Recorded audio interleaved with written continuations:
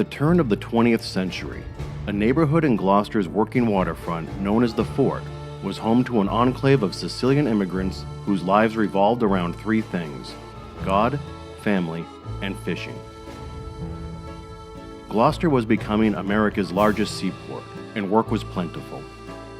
Immigrants arrived for a hard but better life on one of the hundreds of fishing vessels in the local fleet. They were instilled with an unyielding devotion to the patron saint of fishermen, and brought with them an annual religious tradition that blossomed into the most popular attraction in all of Cape Ann. I'm Corey Kukuru for 1623 Studios, and this is the story of St. Peter's Fiesta.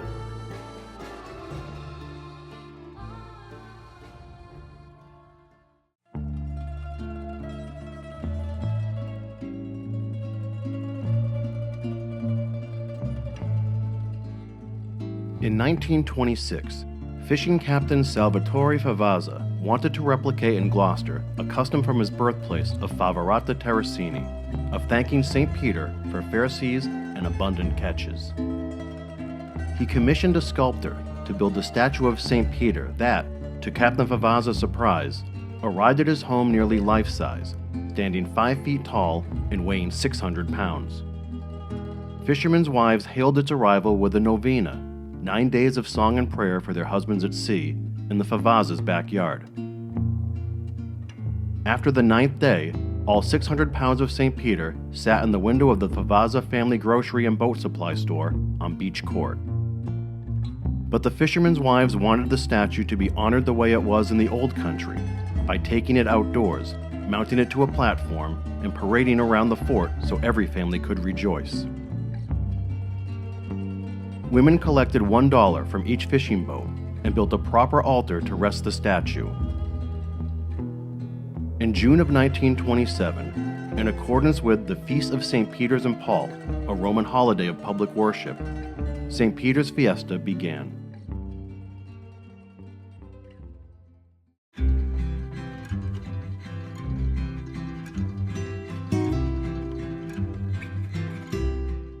The Fort families opened their homes with endless amounts of food and homemade wine. Decorative quilts and bedspreads hung from windows. Opera blared through the streets. The fishing fleet stayed in to celebrate, every boat painted and bannered. Fireworks were launched off Pavilion Beach as fishermen dressed in all white carried St. Peter on their shoulders, marching and chanting, "Viva San Pedro! Viva San Pedro!"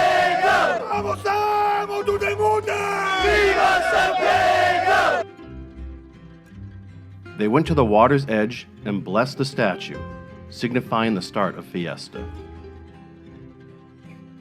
As Gloucester began to embrace this new occasion, organizers wanted St. Peter's Fiesta to last multiple days and rival Boston's famous Fisherman's Feast, an annual citywide festival in the North End. The first order of business was to build a spectacular altar that could fit the statue, musical entertainment, and a Sunday benediction. Emilio Matarazzo, a contractor who ran a warehouse with his 4 sons in Chinatown, became Fiesta's official decorator.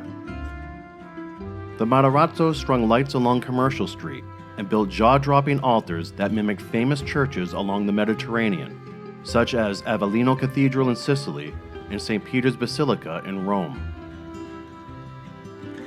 The first altars rose above homes along Beach Court, standing 70 feet tall and 50 feet wide. Hundreds of yards of cloth, paper, and foil were pinned to the massive shrines. 10,000 electric lights lit up the night. To the people of the fort, it was heaven on earth.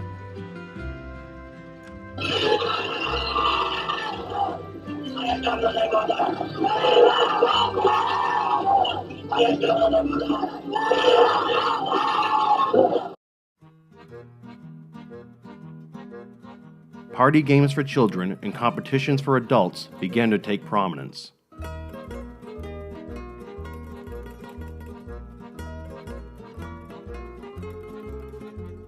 The most popular event in Fiesta's early years was the seine boat races off Pavilion Beach. At that time, Purse seine fishing was the main fishing method of the Sicilian fleet.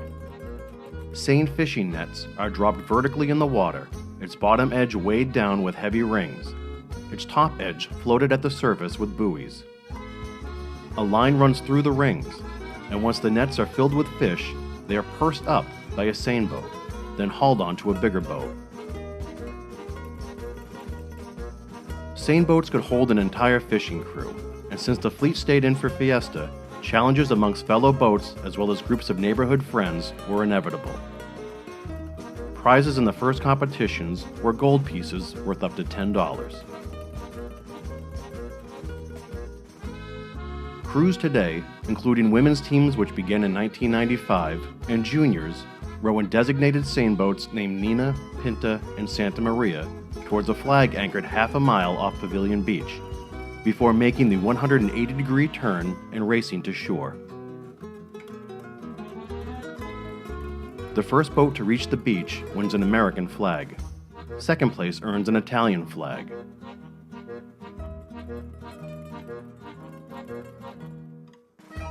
But the real prize is the bond amongst the rowers and bragging rights. Contending crews bust each other's chops decades after the races are run.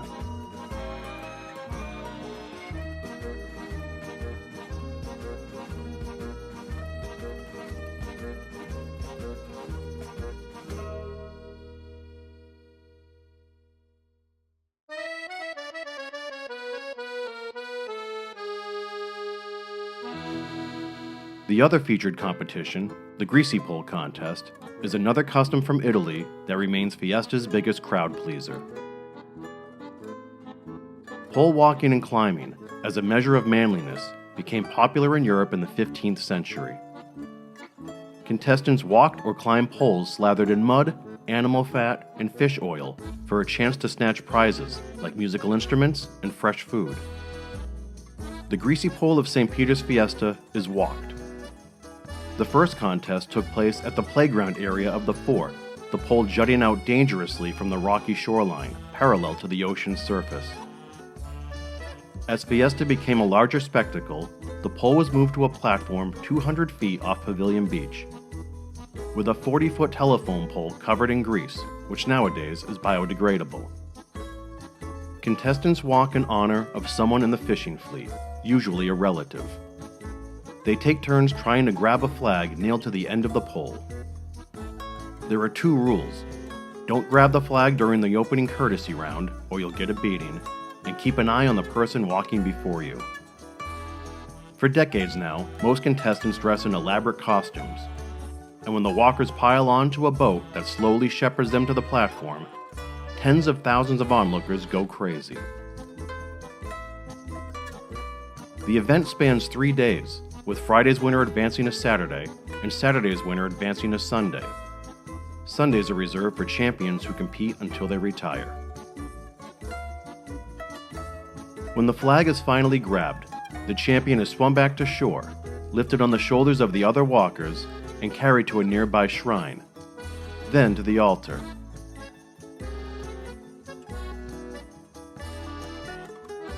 The champs, like the same boat race winners, become part of Fiesta legend and lore.